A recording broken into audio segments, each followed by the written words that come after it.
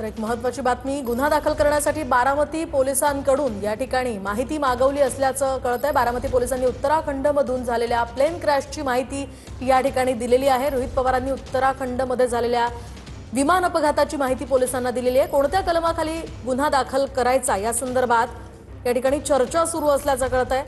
बारामती पोलिसांनी उत्तराखंडमधील झालेल्या अपघाताची माहिती मागवली होती आणि ती माहिती आपण दिल्याचं या ठिकाणी रोहित पवारांकडून कळतंय। उत्तराखंडमध्ये प्लेन क्रॅश झाला होता, त्याची माहिती रोहित पवारांनी आता पोलिसांना दिली आहे। गुन्हा दाखल करायचा या संदर्भात चाचपणी सुरू आहे अशी माहिती आता समोर येते। अधिकची माहिती जाणून घेऊयात आमचे प्रतिनिधी सागर सुरवसे यांच्याकडून। सागर, काय झालं? गेल्या काही मिनिटांपासून साधारणतः तासाभरापासून रोहित पवार आणि पोलिसांशी ही चर्चा सुरू आहे। या चर्चेतनं काय आता सध्याची माहिती मिळते?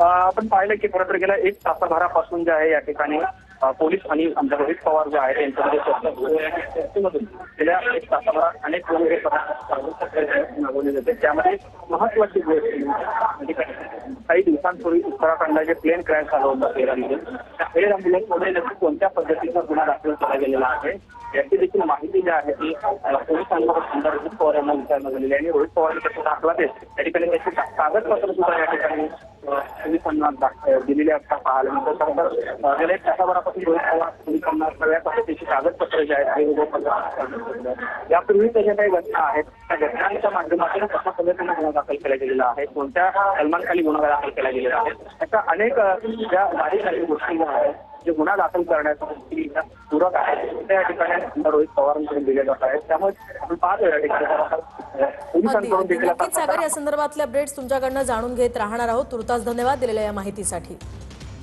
तर आपण पाहतोय, गुन्हा दाखल करण्यासाठी बारामती पोलिसांनी उत्तराखंडमधील झालेल्या अपघाताची माहिती मागवली होती आणि ती माहिती रोहित पवारांनी पोलिसांना दिल्याचं कळतंय।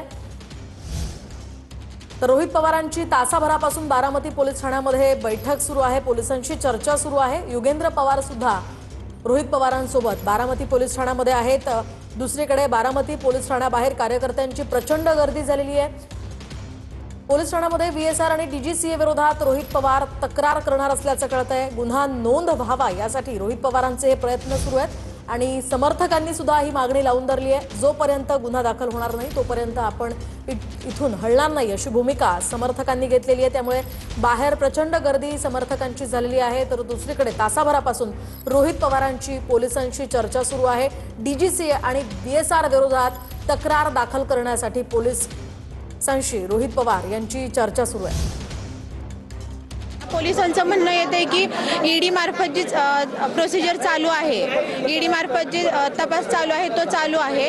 इथून आपण काही त्यांना डॉक्युमेंट्स वगैरे काही असतील लीगल मेडिकल ते आपण इथून त्यांना हँडओव्हर केलेले आहेत आणि अजून जरी आपलं काही म्हणणं असेल किंवा आपल्याला ज्यांचं काही FIR मध्ये आपल्याला म्हणणं मांडायचे ते आपण त्यांना हँडओव्हर करू शकतो। काही अहवाल असतील, रिपोर्ट असतील ते आपण त्यांना देऊ शकतो। FIR दाखल करून घ्यायला ते नाही म्हणतात तेच अजून बोलणं चालू आहे। सर्व वकिलांचं म्हणणं हेच येते की BNST सेक्शन 106 अन्वये आपण केस दाखल FIR दाखल करून घ्यावी, पण पोलीस अजून काही त्याबाबत पॉझिटिव्ह दिसत नाहीये। सगळ्यात महत्त्वाचं बारामतीच्या तर पोलिसांनी हा गुन्हा दाखल करूनच घ्यावाच लागणार आहे, कारण की ज्युरिडिक्शन आहे।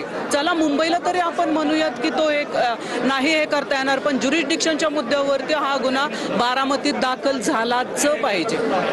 20 मिनिटं आतमध्ये होतो DYSP साहेबांची, त्यावेळेस तरी मानसिकता अशी होती की गुन्हा दाखल करून घ्यायचा नाहीये। त्यांना ते कंप्लीट ते CBI कडे ह्या गोष्टीचं फॉरवर्ड करत आहेत की आम्ही त्यांना देत आहोत, गुन्हा दाखलच होत नाही। त्यांचं हेच म्हणणं आहे की FIR दाखल करून घ्या आणि मग जो तपास असेल तो तपास चालू आहे असं त्यांचं म्हणणं आहे। FIR आम्ही दाखल करून घेऊ शकत नाही, आमचं एवढंच म्हणणं आहे तुम्ही FIR दाखल करून घ्या आणि तपास करा। पुराव्यानिशी आलेला आहे त्याच्यामुळे त्यांना गुन्हा हा दाखल करावाच लागेल, नाहीतर या ठिकाणी बारामतीकर मागं काही हटणार नाही, आम्ही इथेच बसून राहणार।